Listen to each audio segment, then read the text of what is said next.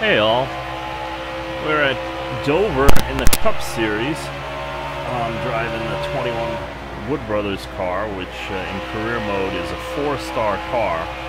So I'm down on power, aero, and handling versus everybody else. Essentially for handling, it just means that my setup won't last as long. At least that's the way it seems to translate, as opposed to, say, these two cars in front of me, which are both, Penske and Stewart-Haas, are considered 5-star teams in NASCAR Heat 4 career mode. I've mentioned this before. The Wood Brothers are a tentative teammate to Penske. They have a technical alliance and a strong relationship with them. And all the Fords and the top teams, including the Wood Brothers, get their engines from Roush Yates Racing, which is generally considered the best horsepower of any of the engine manufacturers. So I shouldn't be down on power, but in NASCAR Heat 4, you are in a 4-star Ford. But anyway, Dover is one of those tracks that I always had a good setup for, and I can do very well in truck and Xfinity, and I'm in the playoffs, and my goal is to make it to the round of 8. Further if possible, but I have no illusions that I'm going to win the championship with a 4-star car, being that I'm still trying to figure out Homestead at this point. So I'm really just trying to get to a certain point, because I have some contract offers for 5-star teams, but I'm under the impression that I have to finish in the top 10 to take advantage of them. I'll speak to that point in another vid. But so here I am. My goal is to finish 20th, but I'm trying to advance, and I'm doing it on points. Trying to anyway, and I figured Dover would be a pretty good track. I've been struggling with Cup setups because I really haven't been running Cup. I've been running truck mostly because I'm doing it the longest, and Xfinity next. About half as much time in the Xfinity car. One thing I do notice is the way they have the truck and cars driving is Xfinity is a good step up from truck and a good bridge to Cup because of the way that they drive. The Xfinity cars drive more like the Cup cars than they do a truck, but the setups for Xfinity are very close to what the trucks are. So you can much easier translate. If you got a good truck setup for a track, throw that into Xfinity, you can still run well. Fine-tuning it for the way the Xfinity cars are, essentially you get more corner entry speed because they're more aerodynamic than the truck. They can carry more speed down the straightaways. 5 miles per hour is typical, if not more at some tracks. So you got to adjust your setups, for that, or just deal with being tight in all the time, and sometimes tight through the middle as well. Anyway, but I wanted to get some experience with, driving a Cup car. I'm trying to figure out what exactly I'm feeling through my force feedback wheel as the differences between truck, Xfinity, and Cup. Because the Cup cars do drive uniquely. Yeah, the Xfinity is close, but they're all supposed to be the same weight now, 3,300 pounds. I can't verify that because you have to be a card-carrying member of NASCAR to get access to the rule book now. No one's talking about it since they changed it a few years ago. And I think I remember they said now that all 3 series, the overall vehicle weight is 3,300 pounds.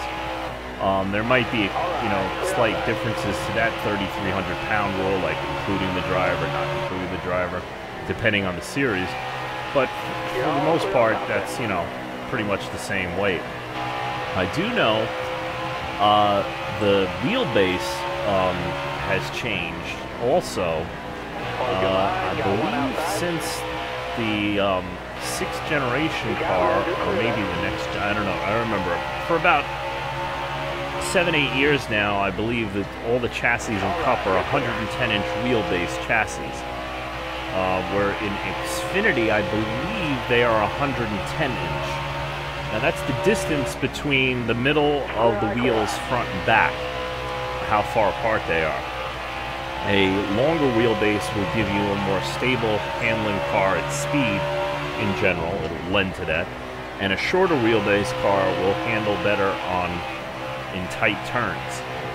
With being a little bit less stable or adding less stability overall to the chassis at high speed, like at Daytona or Talladega or any track where you're going, 150 plus miles an hour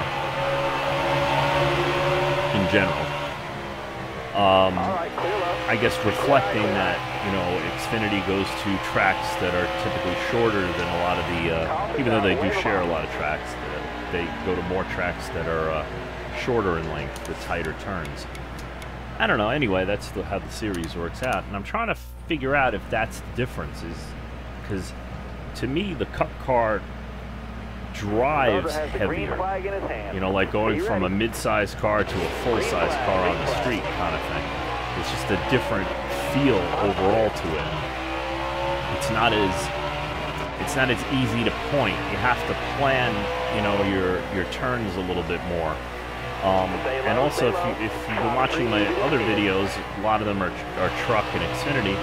It's harder to get up through the field on fresher tires. The fall off between older tires and newer tires is different than in the other series, and that's probably reflecting the tire compounds more than anything. Though Xfinity and Cup and Truck do share a fair amount of their tire compounds. For the most part, it's the right sides that are different between the three series.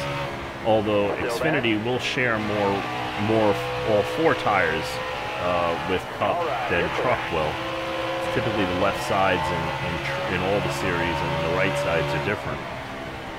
But I don't quite know what I'm feeling that's different. I'm trying to qualify it, because to me that'll help me with my setups. If it always does a certain thing, then I can always count on having to make certain adjustments, and I can look at that going into building or modifying a setup, etc., etc.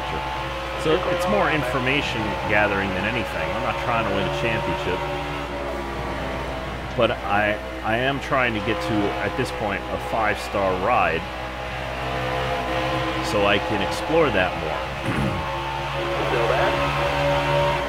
And in a 4-star car, I have a pretty sporty setup, because I am running 15th. That's another thing. See, that tiny incidental contact, because I just slipped up just a little bit more than I anticipated, which I noticed happens more in Cup than it does in anything else.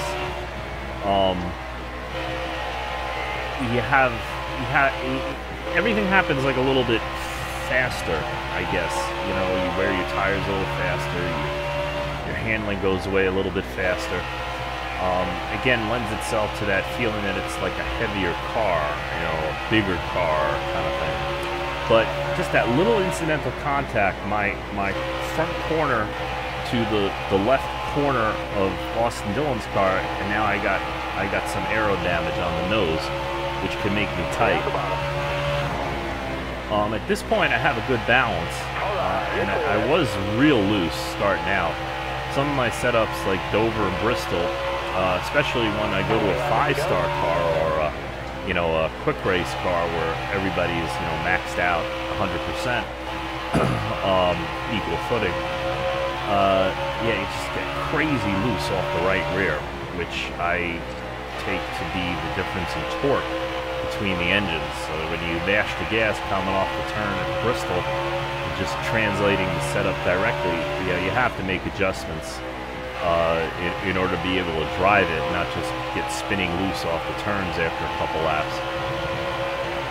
Either that or just drive on eggshells for 500 laps or whatever.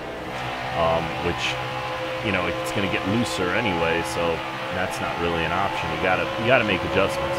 But the rest of the setup, I found out, was very close, and definitely can run in the top 10 with a direct translation at the other tracks that don't have such a right-rear, you know, balance change on the setup. But here in the 4-star car, it handles really well. I'm thinking that it's mainly because it's a 4-star car and its power and such is more like an Xfinity car. Although I believe this track is a 750 horsepower track, but in the 4-star with the less, you know, with the adjusted horsepower for a 4-star, it's closer to Xfinity than it is, you know, a real Cup car at this point, and that's why I'm doing so well.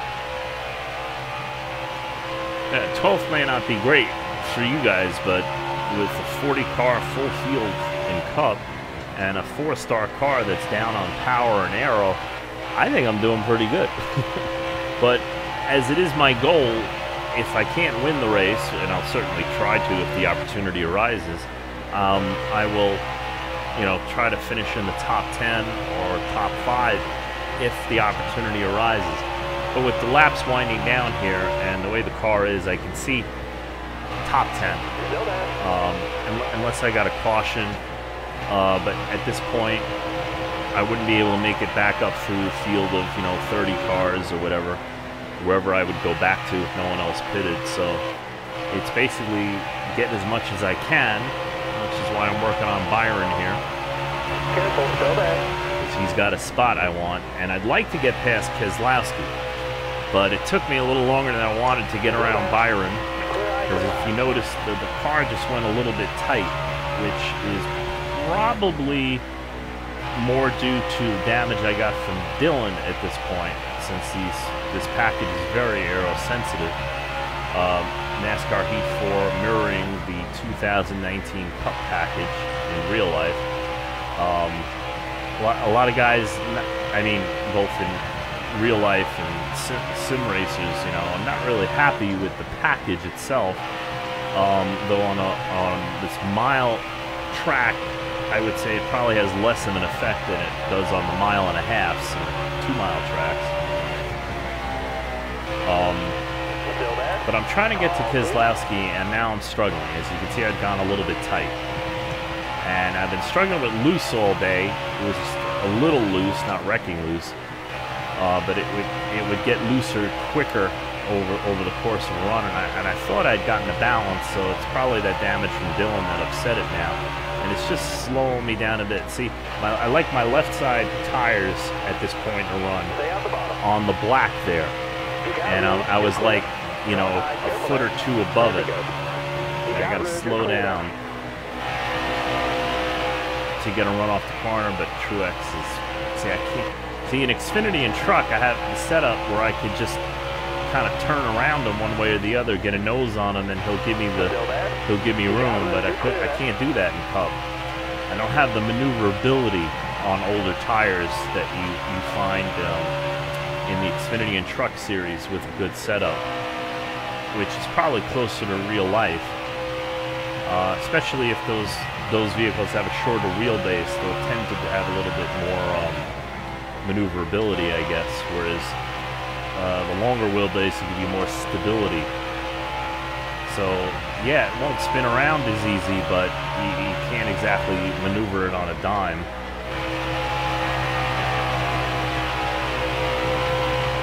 Yeah, see, I might be as fast as him, but I'm not gaining enough, quick enough, so I can hold it where I want to, but it's just, the traffic is not working for me, and I'm pushing it, but I'm pushing it as far as I can without losing speed. I learned that earlier. You can't just dive bomb the corners with a Cup car. You gotta plan a little bit.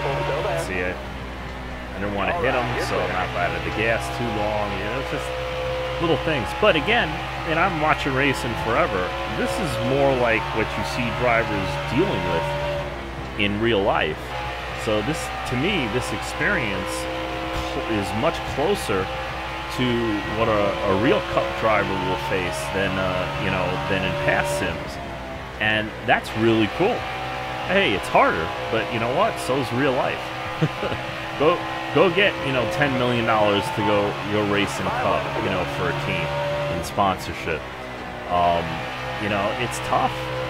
It's very tough. Or $7 million in Xfinity, or a couple million in truck. I mean, that's reality. And if not, then you gotta understand. Okay, I'm gonna be on a C team. I'm gonna be on a B team, and I'm not racing for the win unless opportunity presents itself. I'm racing for a position. We're a top 20 team, and I got to finish in the top 20, and that's my goal. Hey, it might suck, but you know what? It's a living. It's a much better living than sitting behind a desk punching a computer, or cleaning toilets, or slinging food. For those of us who are bitten by the racing bug, it's a chance to sit in the cockpit of a fast car and play with your buddies all day. Can't beat that in so many ways. Again, for us car nuts, but it's not a necessarily great thing for career satisfaction. But sometimes being a Cup driver will allow you to be a truck driver too. Truck series driver, or an Xfinity driver, or a dirt driver. Your income can fund a lesser situation where you can be much more competitive and successful. And some guys use it that way. They kind of play both ends. In the off season, we noticed Kyle Larson getting back to sprint car racing and winning left, right, and center, showing what a championship caliber driver he really is, where his Cup team has been behind the 8 ball with the new car change. And we ended up 11th. Nice job. 100 speed rating. Yeah, definitely room for improvement, but car had a lot to do with that. So, happy. I ran up front. As you can see here, I was in the top 10, top 15 most of the day, which I was happy with. I thought I'd be able to get one more spot at the end because of it, but it just didn't happen. See, sometimes it's just like one little slip up, one little, thing, and, you got to take what you can get. As I see, I did, run 10th exactly, the whole first part of the race here. I think I do remember being a little bit bummed out that I kind of got stuck there, even after pit stops and stuff, making adjustments.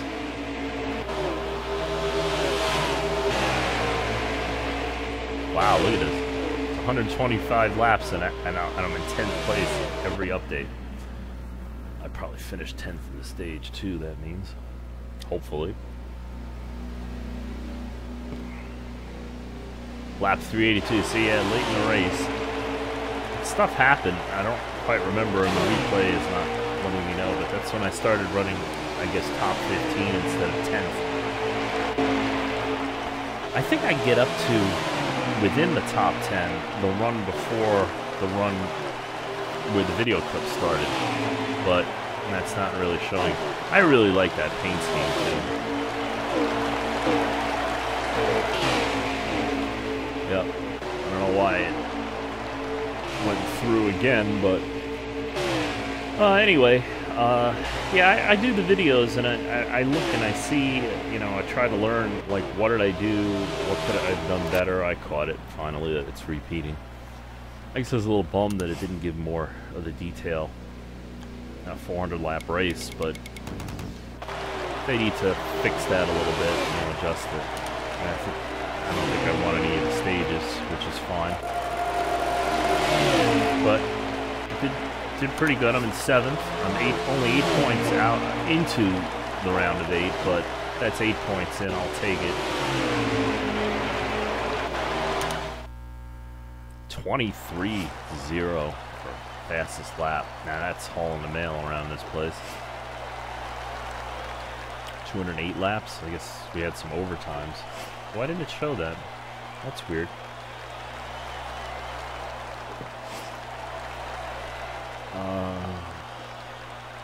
Yeah.